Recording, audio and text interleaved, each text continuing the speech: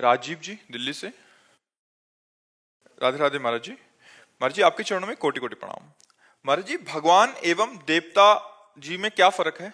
कोई फर्क नहीं, एक ही परमात्मा सब रूपों में विराजमान है। पहला उत्तर, एक ही परमात्मा सब रूपों में विराजमान है, पर जब हम उन्हें परमात्मा भाव नहीं देखते तब फिर अलग अलग पावर है।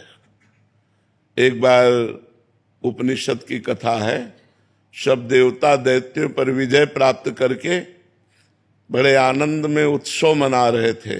अप्सराएं नृत्य कर रही थी, गंधर्व गान कर रहे थे, देवता सब अपने सिंहासनों पर विराजमान थे। तो देखा भगवान ने कि इनको अहम हो गया है कि मैं बलवान हूं और मैंने दैत्यों पर विजय प्राप्त की। तो सभा के सामने भगवान एक यक्ष रूप में प्रकट हुए। तो देवराज इंद्र ने देखा, बोले कोई भी देवता इनका परिचय लाकर हमें बताओ, ये कौन प्रकट हुआ है।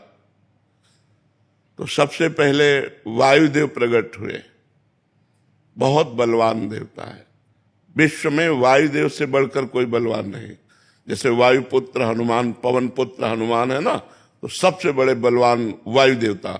जैसे उनके पुत्र भीम, तो बल की अगाध महिमा वायु देवता की है। और हम सब वायु देवता से ही जीवित है, सबके प्राण वायु से ही तो संचलित है। सब जितना चराचर जगत है वो वायु से ही है। ऑक्सीजन खत्म हो जाए, सब नष्ट हो जाए, वायु से ही तो है। तो वायु देवता खड़े हुए और कहा मैं इनका परिचय लाता हूं। तो वायु देवता गए और कहा यक्ष तुम कौन हो? तो उनका हम तो अपना परिचय बाद में बताएंगे, पहले आप बताएं आप कौन हैं। बोले मैं पवन हूं, वायु। ठीक है, क्या है आप में क्षमता? तो उनका क्षमता ऐसी कि मैं पूरे त्रिभुवन को तिनके के समान उड़ा सकता हूं। तो एक तिनका प्रकट किया और कहा उड़ा के दिखाओ। अब वायु देवता से तिनका उड़ाने की बात, वो तो ब्रह्मांड उड़ा दें, लेकिन तिनका नहीं उड़ा। कहा पूरी ताकत लगाओ। वायु देवता पूरी ताकत लगा के हार गए, तिनका ऐसे से ऐसे नहीं कर पाए। आए और बैठ गए। देवराज इंद्र ने कहा कौन है? बोले असमर्थ रहा उनका परिचय प्राप्त करने में। दूसरा देवता अग्निदेव प्रकट, उनका मैं अभी परिचय लेकर आता हूं। उनके पास गए और कहा आप कौन हैं? तो उनका आप कौन है?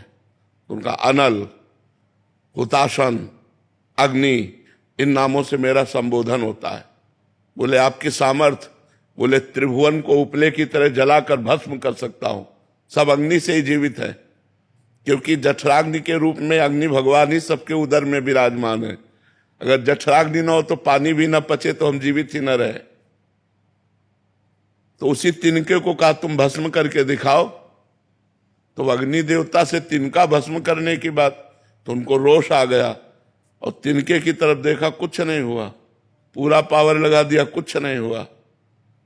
अग्नि देवता वापस जाकर बैठ गए और कहा मैं असमर्थ रहा इनकी सामर्थ्य और इनकी महिमा और इनका परिचय प्राप्त करने में। तब स्वयं देवराजेंद्र उठे, ये उपनिषद में कथा है। देवराजेंद्र उठे और उठ करके जे ही गए सो यक्ष अंतर ध्यान हो गए। यक्ष की जगह पर दुर्गा देवी प्रकट हुई और उनका देवराजेंद्र तू इतना घमंडी है कि तू भगवान से बात करने का भी अधिकारी नहीं है। इसलिए भगवान अंतर ध्यान हो गए। वो यक्ष रूप में भगवान थे। तो इतना समझ ले, तेरे वायु देवता में इतनी सामर्थ्य नहीं कि तिनका उड़ा सके, अग्नि देवता में इतनी सामर्थ्य नहीं कि तिनके को भस्म कर सके। सब भगवान की सामर्थ्य से युक्त हो। घमंड मत करो, भगवान ही तुम्हारे अंदर अपनी सामर्थ्य प्रकट करते हैं, तब तुम अपना कार्य कर सकते हो। तो वैसे सब देवता भगवान के स्वरूप हैं, पर जब अलग हम देखते हैं तो उनकी सामर्थ्य एक सीमा में है और भगवान असीम सामर्थ्यशाली है। देवता मोक्ष नहीं प्रदान कर सकते, देवता एक सीमित फल प्रदान करेंगे। जितनी आप आराधना करोगे उतना ही फल आपको प्राप्त होगा। देवता एक दुकानदार जैसा, जैसे आपकी दुकान में जो सामान है हम पैसा दे तो उतना ही दोगे, इसके अलावा नहीं दोगे।